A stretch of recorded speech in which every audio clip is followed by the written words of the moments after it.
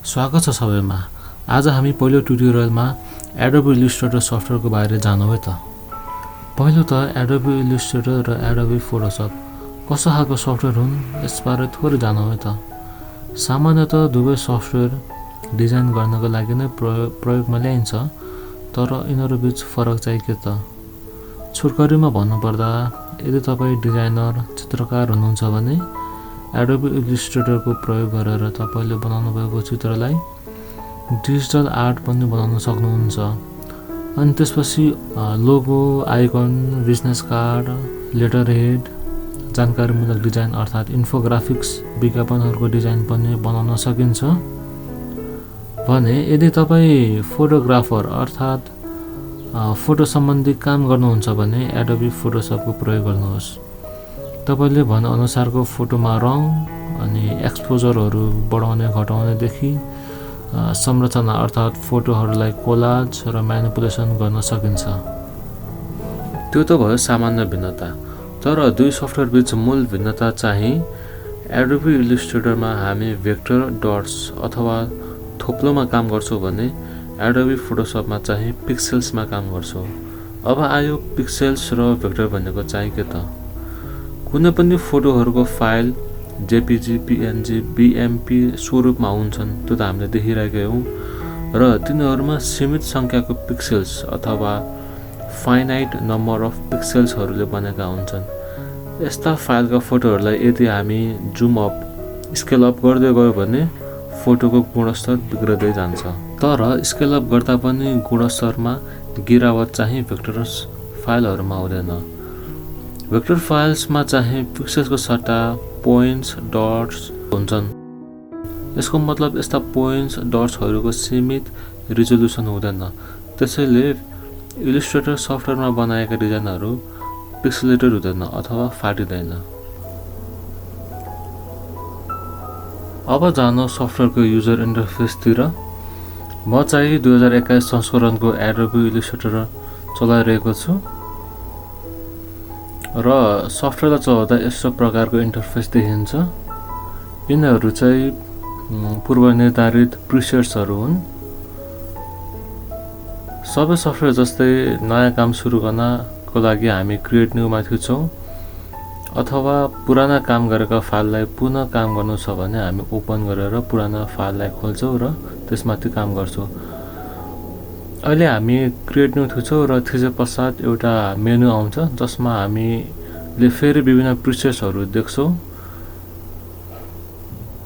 र यतापट्टि चाहिँ हामीले आफ्नो डाटा राखेर हामीले चाहे अनुसारको फाइल बनाउन सकिन्छ। जस्तै फाइलको नाम अनि लम्बाइ चौडाइ भयो, विड्थ, हाइट, अनि हामीले केमा मेजरमेन्ट गर्ने, केमा काम गर्ने, पोइन्ट्स, पिक्सेल्स, इन्चेस, मिलिमिटर। अनि यहाँ चाहिँ आर्टबोर्डको ओरिएन्टेसन जस्तै पोर्ट्रेट, ल्यान्डस्केप, अनि यहाँ चाहिँ छ आर्टबोर्डको संख्या। अनि यहाँ तल एडभान्स मोडमा जाँदाखेरि कलर मोड छ।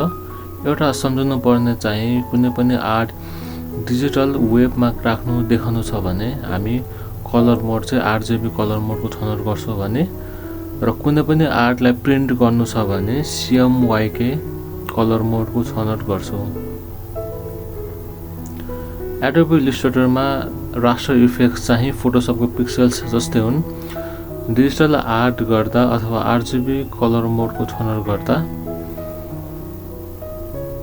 सल्लाह चाहिँ 150 ppi राख्नुहोस् र CMYK कलर मोड छनौट गर्दा 300 ppi राख्नुहोस्। अहिले कुनै पनि प्रिन्टिङको काम नभएको र हजुरहरूलाई सिकाउने क्रममा म चाहिँ RGB कलर मोडको छनौट गरे र उदाहरणको लागि मैले A4 साइजको पेपर छनौट गरे। सबै चाहेको डाटालाई राखेपछि हामी क्रिएट थिचेपछि हामी यस सफ्टवेयरको एक महत्त्वपूर्ण भागमा आउँछौं।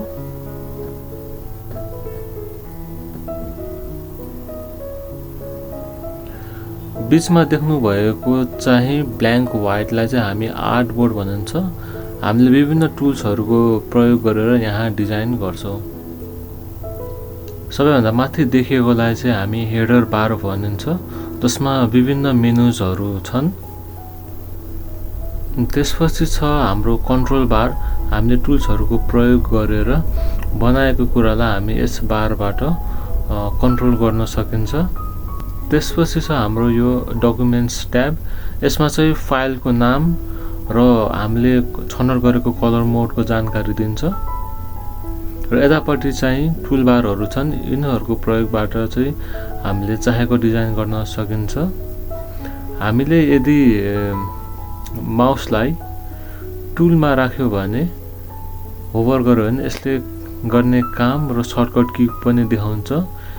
यदि टुलमा सानो त्रिभुज जस्तो छ भने त्यसलाई क्लिक र होल्ड गरिसकेपछि हामीले अरू टुल्सहरू पनि देख्न सक्छौं।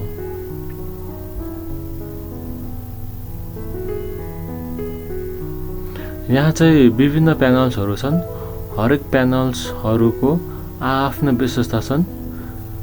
यी प्यानल्सहरूलाई हामीले एक्सपान्ड पनि गर्न सकिन्छ र कोल्याप्स पनि गर्न सकिन्छ।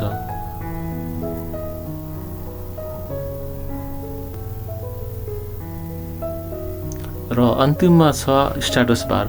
यसले चाहिँ साधारण कुराहरू देखाउँछ, जस्तै हामीले छनौट गरेको आर्टबोर्डको कुराहरूलाई देखाउँछ। हामीले यो भागमा एडोबी इलस्ट्रेटर र एडोबी फोटोसप के कस्ता खाले सफ्टवेयर हुन् र एडोबी इलस्ट्रेटरको सामान्य युजर इन्टरफेस पनि जानौँ। पहिलो भागमा यतिमै समाप्त गरे। अब आउँदो भागमा हामी महत्त्वपूर्ण टुल्सहरूको काम र विशेषता जान्छौँ। अन्तिमसम्म हेरिदिनु भएकोमा धन्यवाद।